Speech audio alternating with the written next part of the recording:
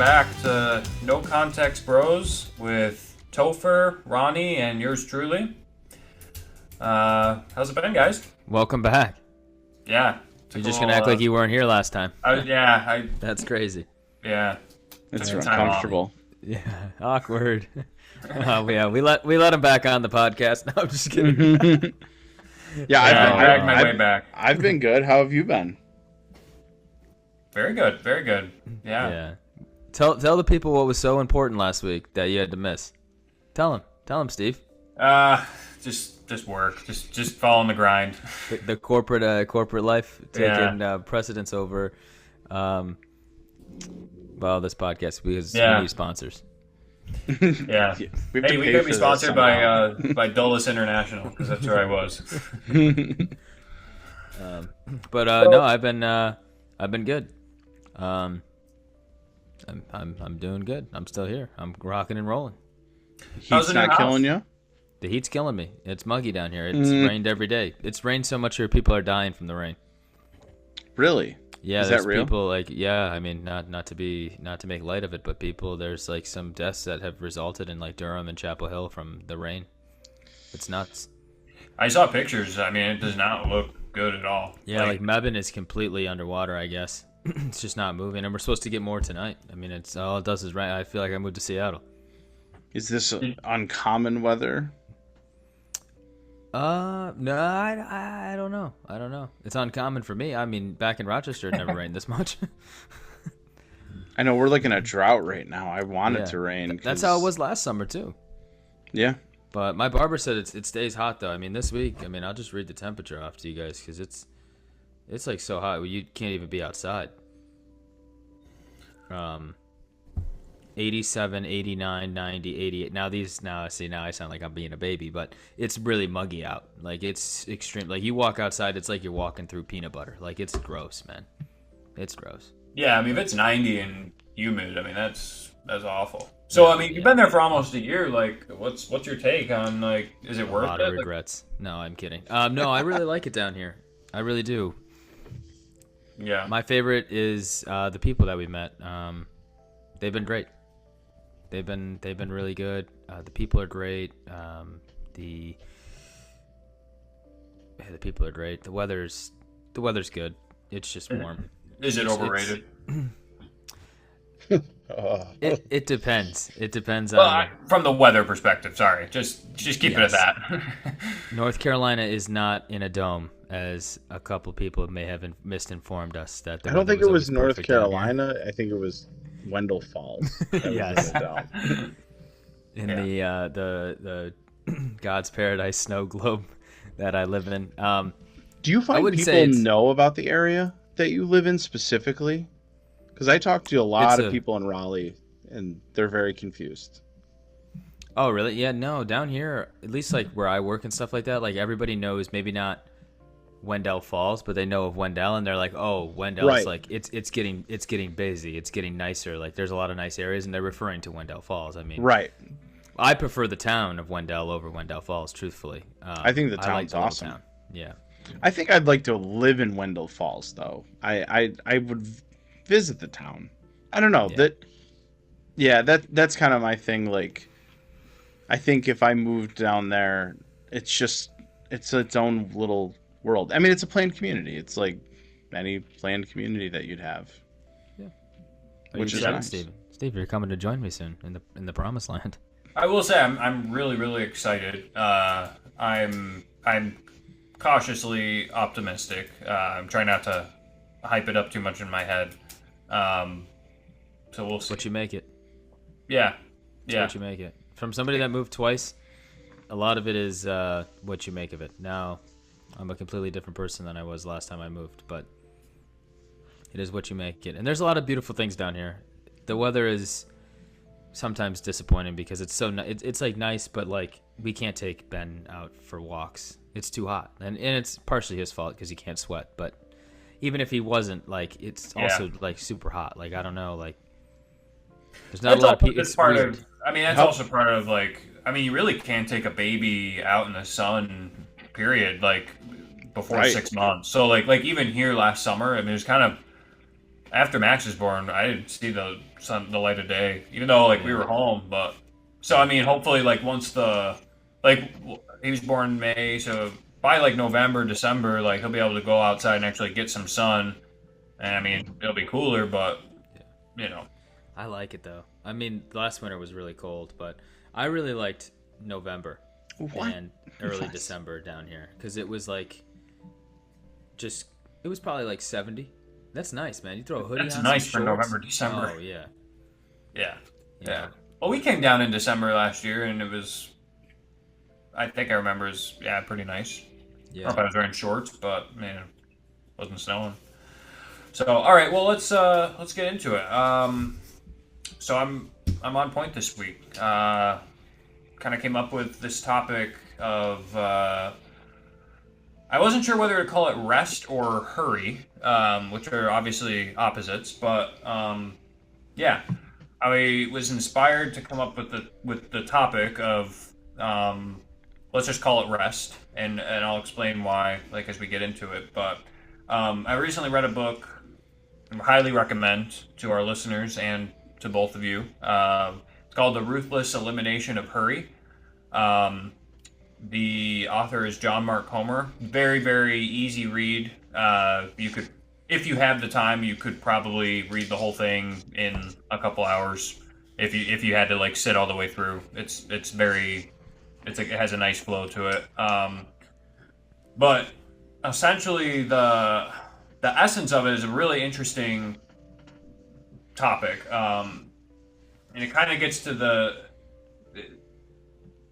if you start to think about our culture and how we are today, anytime you ask somebody how they're doing, whether it's at work, even family, and I'm guilty of this, a lot of times the first answer that anybody says is, "Oh, I've been busy," and I find myself doing it all the time, and sometimes it's just a way to like kind of avoid the small talk, like, "Oh, I've just been busy," like I don't really want to get into it, and it's just a nice blanket term to tell the other person like I don't really want to talk about what I've been doing. To go away.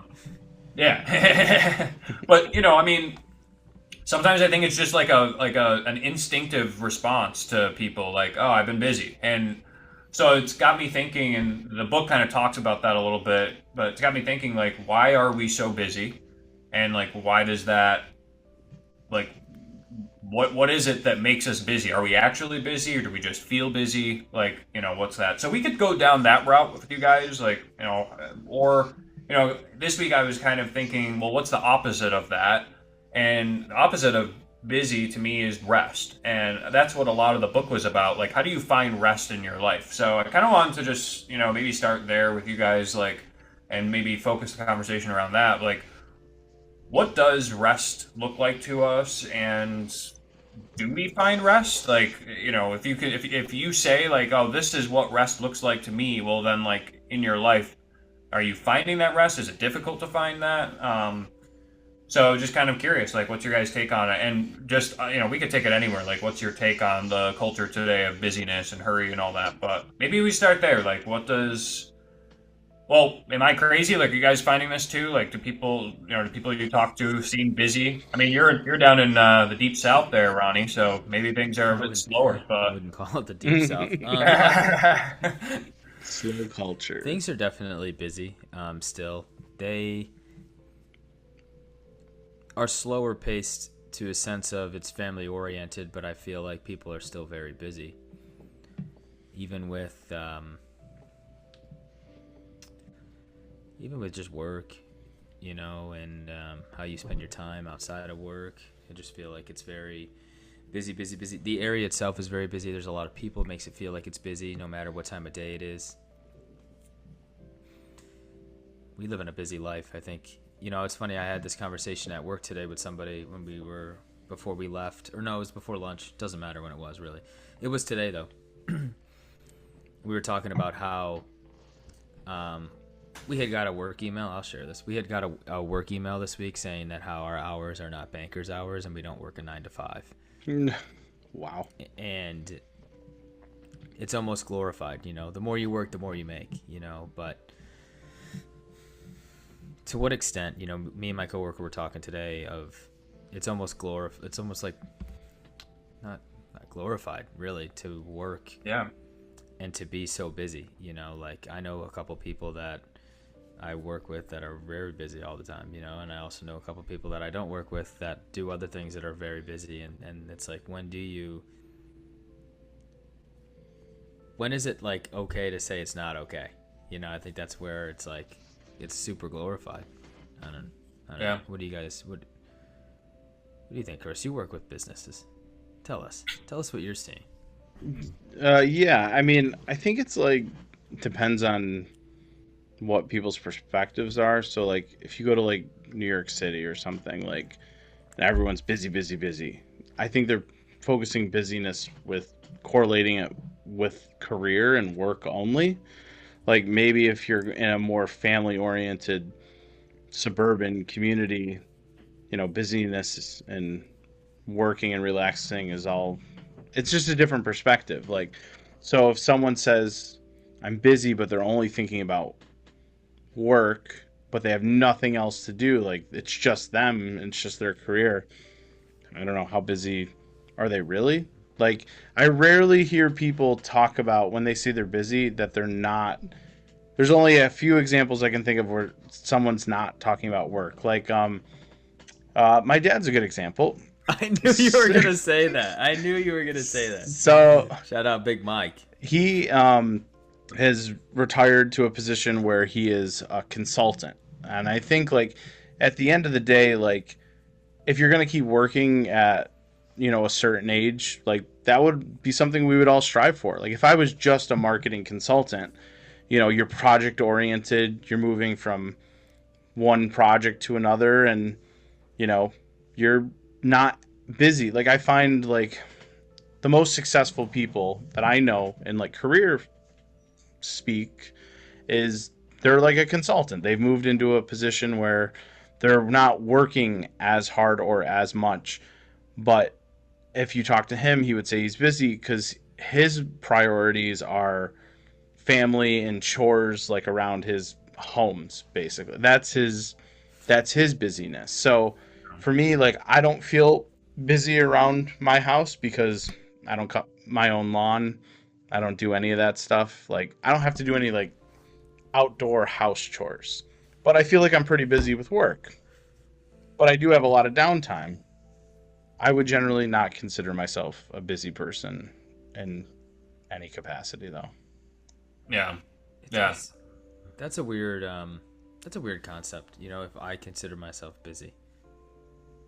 Steve, do you consider yourself busy? You guys got to be busy. You guys got to actually be busy though.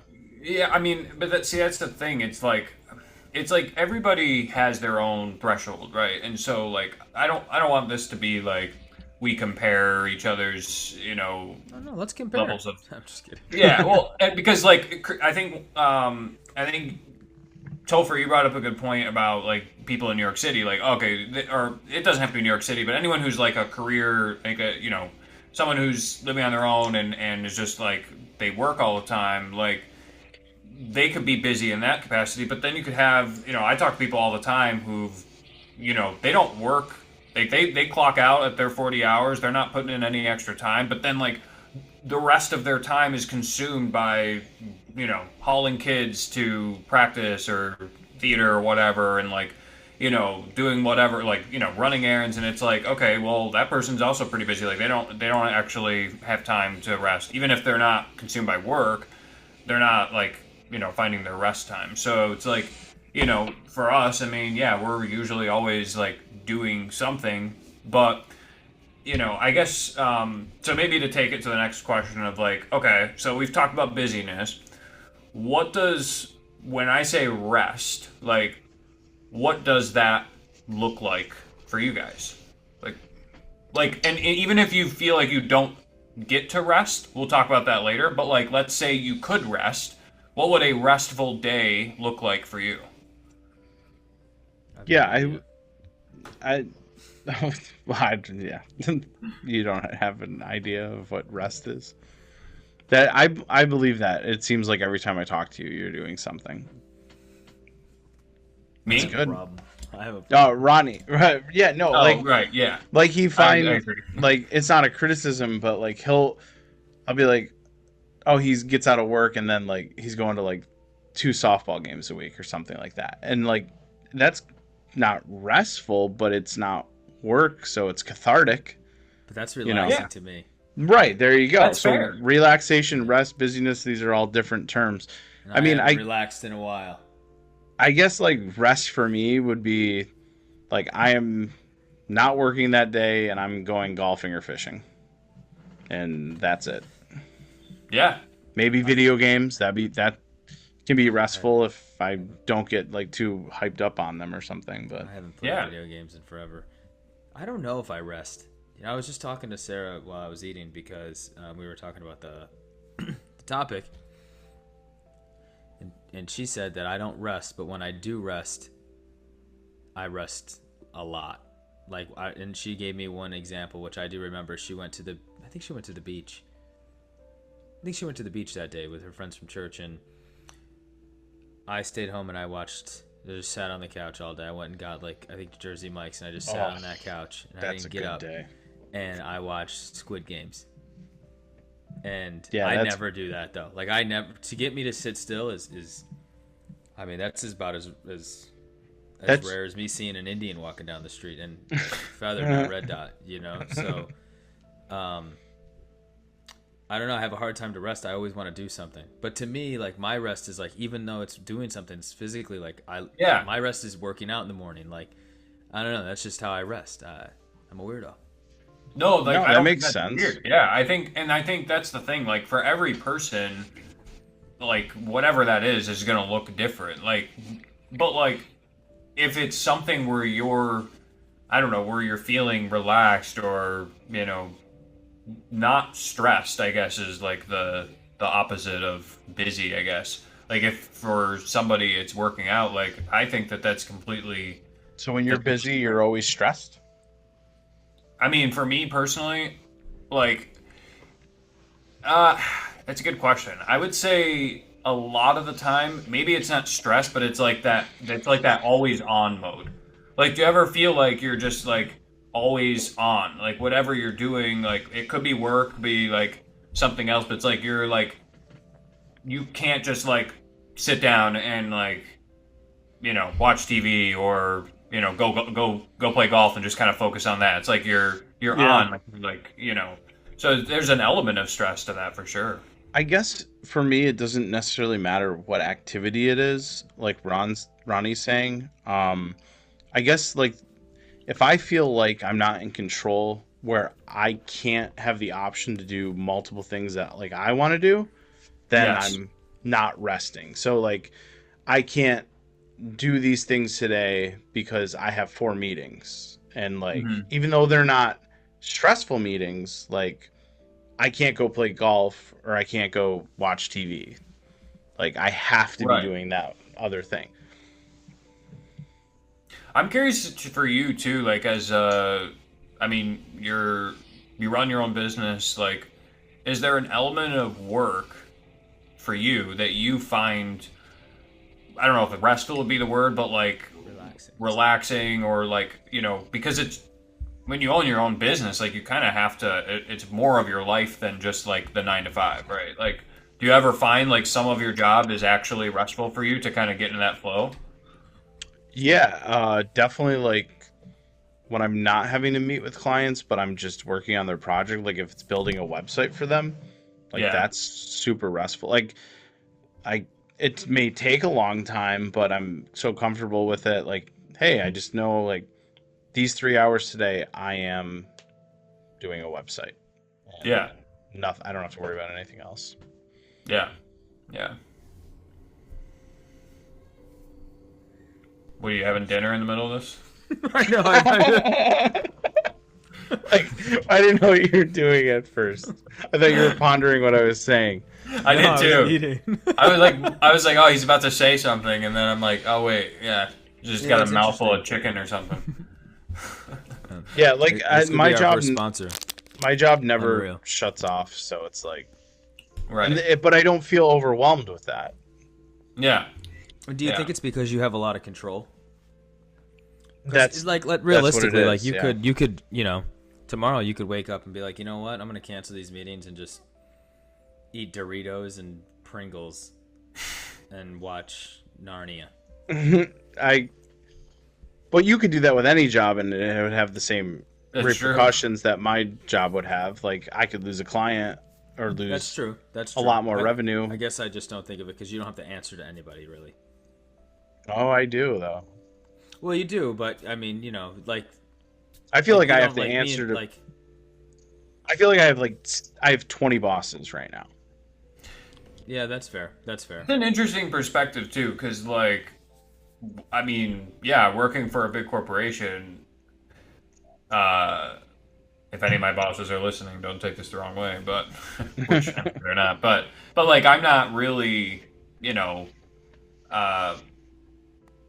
don't know. But like to you, I guess it's almost more pressured because you are directly responsible for your stakeholders, whereas me, like, I'm not at that level in the company where I'm directly responsible for the stakeholder success. So it's almost like pressure's less. Yeah, I think that makes sense. I think where I would not be restful if I was back in a sales position where I feel like I'm answering to clients and I'm answering to bosses as well. Like, because then you really don't feel like you're in control. Like not saying that your job, Ronnie, is a sales position, but it is. You're sales. So you have to answer to the people that you're working with And that the are man basically upstairs. your clients and a boss. Like Okay.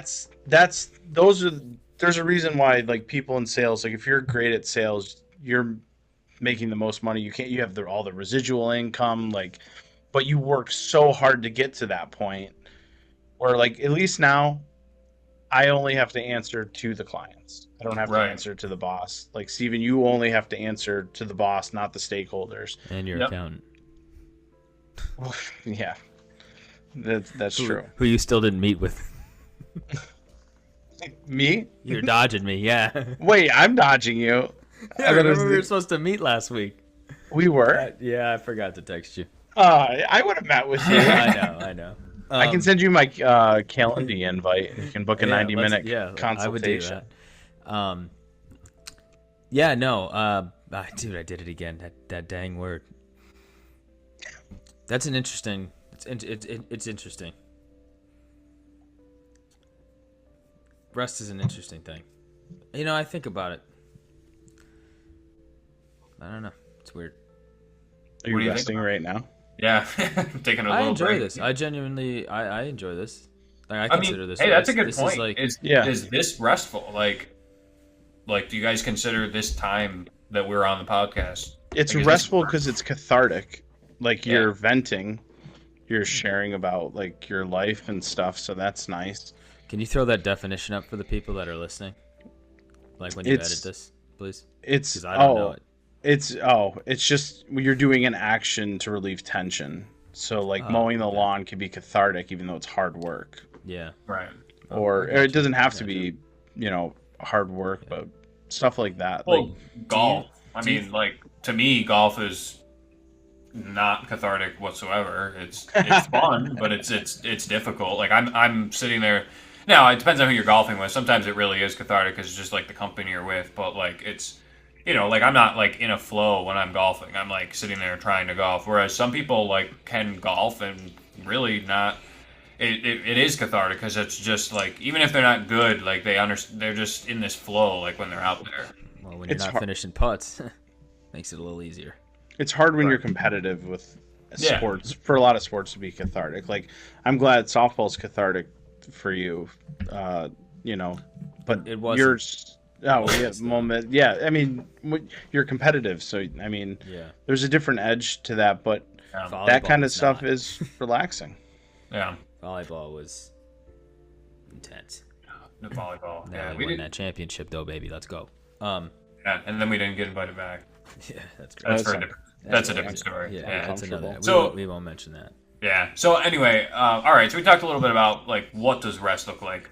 Do you guys find it easy or well, actually, I never said what was restful to me. So thanks for asking. We but, didn't even ask you. Yeah. Yeah, What do you do? Yeah. Yeah. To me, like, well, it kind of relates to a barrier to rest. So to me, one thing that's a barrier is my phone. Like, you know, when my phone is on and I'm getting work emails and I'm getting notifications about sports and I'm getting messages and this and that, like it's not that it's stressful. It's just one of those things where it's like, oh, it's there and it always draws my attention.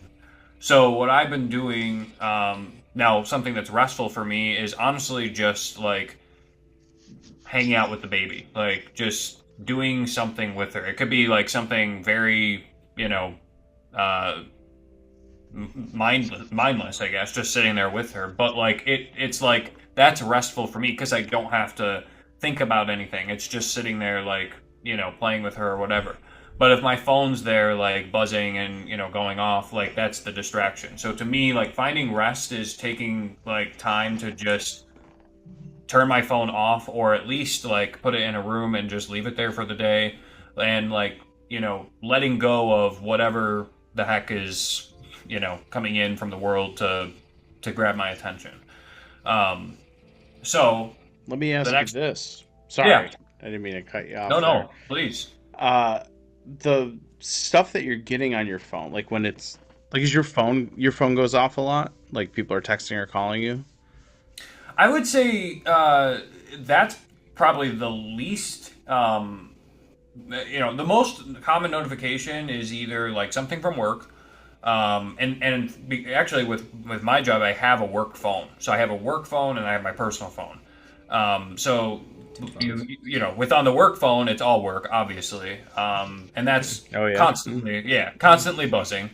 But with your personal phone, it's a lot of just like news, sports, So like some apps and messages stuff. Okay. Yeah, Because I was gonna say like if like because I get like everything on my phone is usually a work call. Like I don't really have like friends or anyone texting me that much. yeah, I don't either. I have no friends. Yeah, no. Text is probably the least, like common. So I it's guess. like you got a push notification that the Yankees just won. Here's the highlights. Yeah, Right. That doesn't happen often these days. Yeah, geez, 6 in a row. The only It's gonna be the notifications I All-Star get is break. how Volpe sucks. Right. But Sorry, to go your ahead. point, Chris. Sorry. No. It was just like I was just curious. What's the distraction on your guys' phone? Because my phone, I don't have a distraction with. But I'm also a weirdo that got rid of my smartphone for 2 years. I want to. That's my new goal. Oh yeah. That's my new goal within a short period of time is to get rid of my smartphone. Yeah, I've like been like over the past probably year or so, I've like been dumbing down my phone. So this isn't necessarily a current problem. This was more like I've when I describe that problem, I'm not technically describing current state because I've taken a lot of steps to try to go away from that. Because like one thing you can do if you have a smartphone is you can really dumb it down, like get rid of the apps, close your notifications, like that type of thing. So the only thing coming through is if somebody calls you or if it's a message and that type of thing. But sometimes even with that, like it still can be distracting from something that I actually want to be doing. So it's an example for me of like, okay, if I want to achieve rest, even for a short period of time, one of the easiest things I can do is just like put my phone away or shut it off or whatever. But yeah, like what about you guys? Like if you're trying to achieve rest, like what's something that you do to make that easier? And I mean, do you find it easy to get restful, I guess? Stay away from my wife. That's what I do. We're live. Just kidding. He had that ready. He was waiting for that. I think she's next door giving somebody a bath. Wait. Somebody, yeah, jeez. No wonder you stay away from her. You gotta get her in a church group. Giving our son a bath. How old's your son? 50. No, it was 7 weeks, 6.5. No, yeah, 6.5. Anyways, realistically though, I just try to take some time at the end of the day to just myself, like to just almost unplug. I mean, recently, I can't get into it too much, but I've been like doing some things for myself to build something for myself, and that's been relaxing to me because it gives me a sense of escape to just from like the everyday life. So that's been relaxing.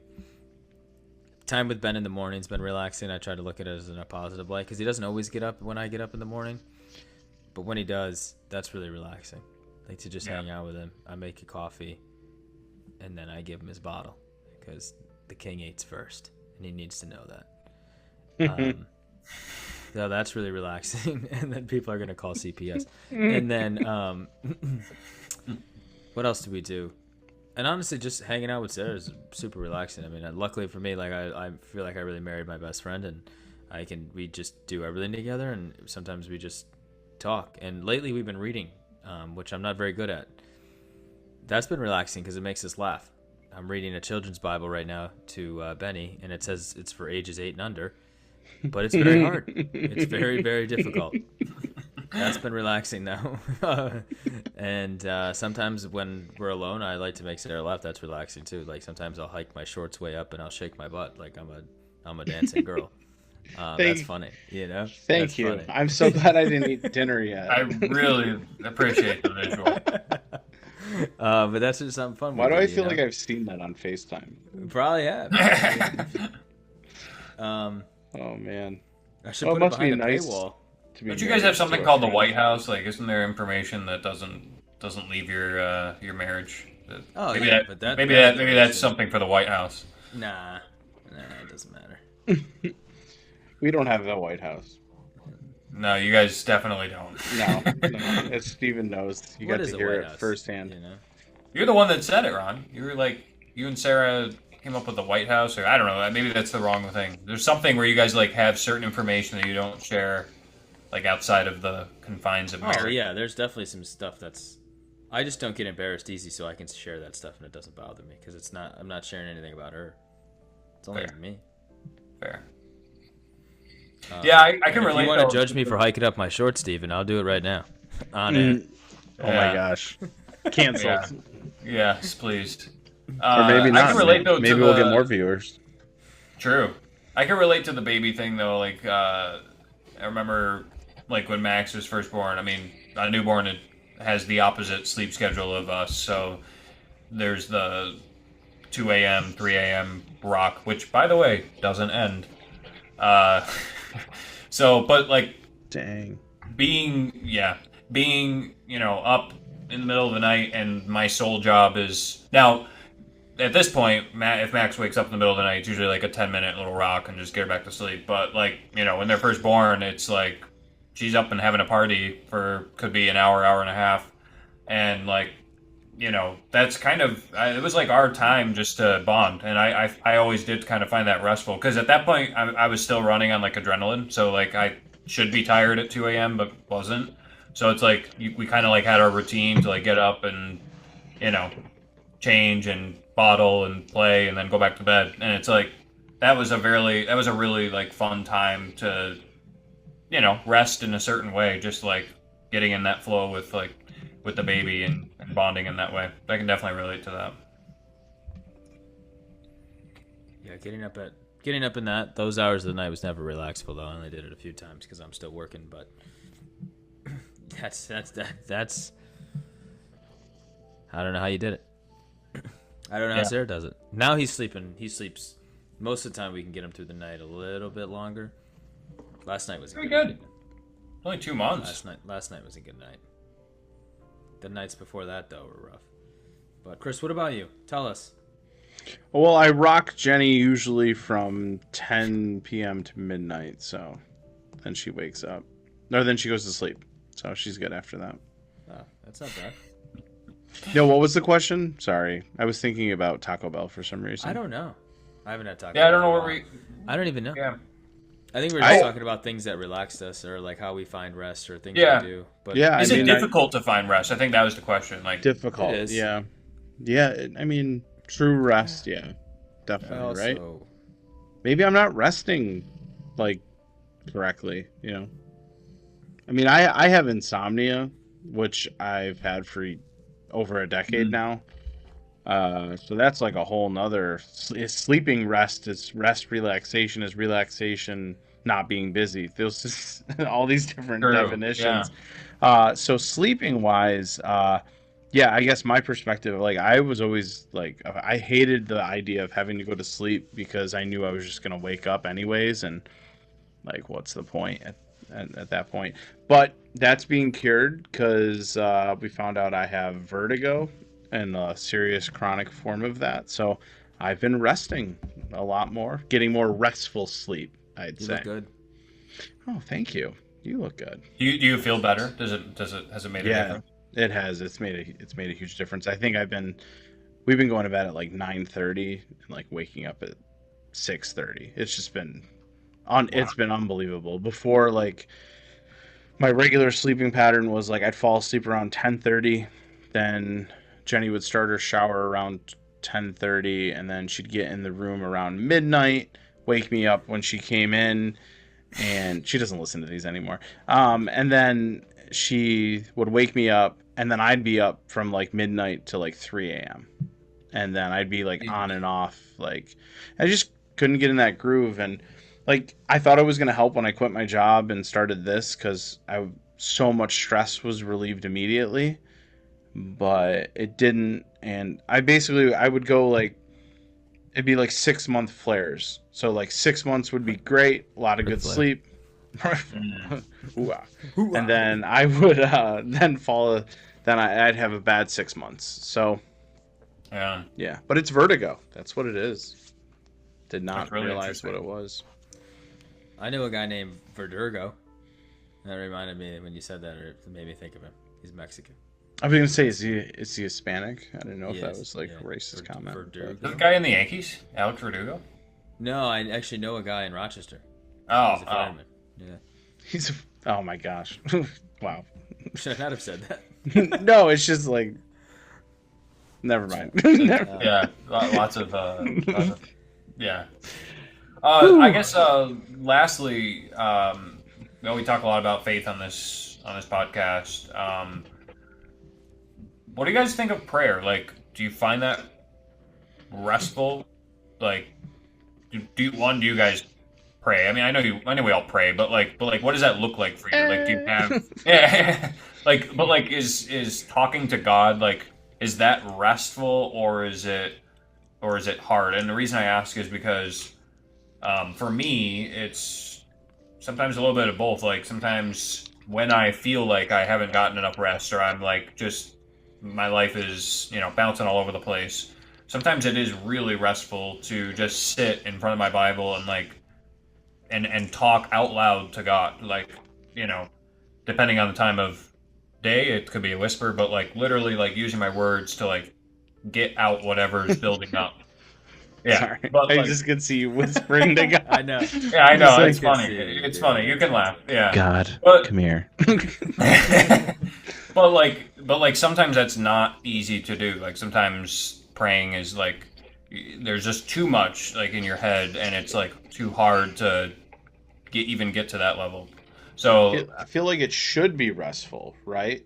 Yeah. But if we were all praying probably as much as we should be, but I feel like it seems like every time I'm going to prayer, like the last, I don't know, 2 months, I feel like I'm always going to God with problems. Yeah. So I'm like, it doesn't feel very restful. And I know like I should be going to God all the time. Just my human nature is like immediately when there's an issue, like I'll stop what I'm doing and I'll pray about it. But it ain't stress relieving. It's it's fair. Like, but if I was praying all the time, like I'd have those, and I do pray like in devotions. Like me and Jenny, like we don't.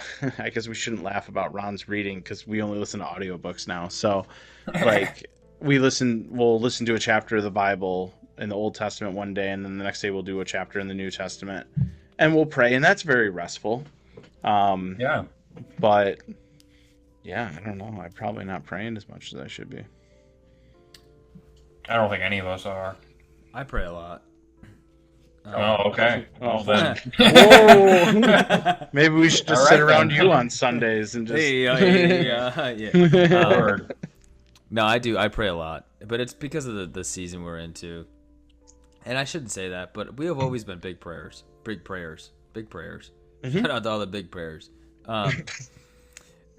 We've always, but every time I start my prayer, I always think, even if it's something that I'm praying about to change, I always think, like, I always make sure to start my prayers with, like, praise. That's a good way to do it, yeah. And then I'll go into my laundry list of things I need fixed. I'm just kidding. But no, I always start with, like, just thanking him for, like, the day, you know, our house, you know, our family, our health, and, you know, and then I'll go into what, you know, I'm asking for either guidance on or something I'm facing, and that's always helped. I try to always do that. I try not to just pray for things I need, because I feel like that doesn't make it as relaxing, you know. So It does not. Yeah. You know, I encourage you guys to try it this week, or, you know, even tonight. You know, just start by thanking him, even for, like, the problems in your life that you may have. Like, thank him for the problems, because they're there for a reason. You don't know it yet, but you're learning something. Mm-hmm. Not actively, but you will. Every bad thing that's happened, or bad thing, has been a lesson. And sometimes you don't know it until it's, like, hindsight. Mm-hmm. Yeah, it's so true. I was actually listening to a podcast recently, and it No Context Bros? No, not that one. Too many listeners Jenny. for that one. Yeah. No, but the guy was talking about I forget who it was, but he was talking kind of something like that. Like, and I think he was talking in the context of marriage, but like could be anything, you know, difficult. You know, but marriage is like a thread that God's using to, like, continually pull back layers of your heart, and, like, every time you run into a difficulty in your marriage, or like a miscommunication or whatever, like, it's kind of an opportunity for him to disciple you even more, because he's pulling back those layers to help you grow. And it's almost like if it was easy, then you wouldn't really be growing as a husband or a disciple or whatever. So I guess I have a lot of opportunities then. Life is good. yeah, We all do. Expound. Every day. Yeah. But I think you can find a lot of relaxation in that. It's just how you do it. Yeah. I feel like this was good. I was gonna kind of go a little bit into the Sabbath, but I almost feel like that's a different topic. So did you guys hear that thunder just now? I did hear something. I didn't realize it was thunder. Thought it was Tabby. No, Tabby's chilling. No, this is really great. I think this is something that our culture deals with a lot more than probably any other culture, besides maybe Japan. They're always busy. They're always walking around. They're always walking around. Okay. They are. You never see them in the movies. They're always walking around. Well, that's in the movies. Yeah, it doesn't matter. They're always walking around. It's definitely a different culture.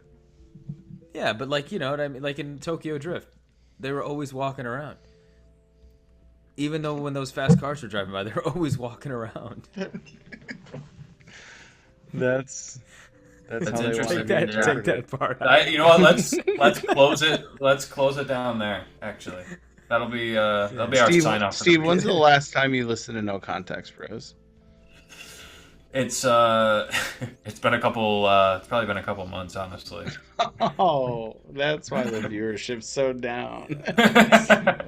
Wow. I listened to it. Hey, listen, Jesse's a listener, so shout out. There you go. Yeah, maybe we should take out me hiking up my shorts comment. That's going to be the promo. What about Sarah? Is she tuning in? Oh yeah, Sarah listens. I feel like she's our she's my like mom marketing. listens. Your sister listens. She does. Listens. Yeah. Maybe we can do fan shout outs. My clients are actually listening now, which is amazing because they Oh, started wow. telling me about it Welcome. this week. I was like, oh, dang. Actually, welcome. one of my clients is in Raleigh. It's a church in Raleigh. They're listening Welcome. too. Really? Oh, that's awesome. Yeah. Shout out to them. Shout out to Cornerstone Church. Oh, Cornerstone. Shout out to Lord. Apex Church. Yeah. That's my only church client. Everybody else is in a different industry. You sinner. I have 3 roofing companies though. Yeah, so that's kind Hey. of sin, right? I wonder why that is. Yeah, I wonder. That's okay. You got to niche it out, dude. I'm not gonna say who my favorite client is, but it might be one of those roofing companies.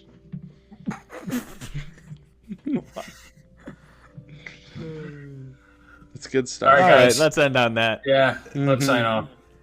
Have a great Hey, week. thanks for joining us. All right. Bye. Hey, Have a thanks for good coming. week. Thanks for coming. Thanks for staying.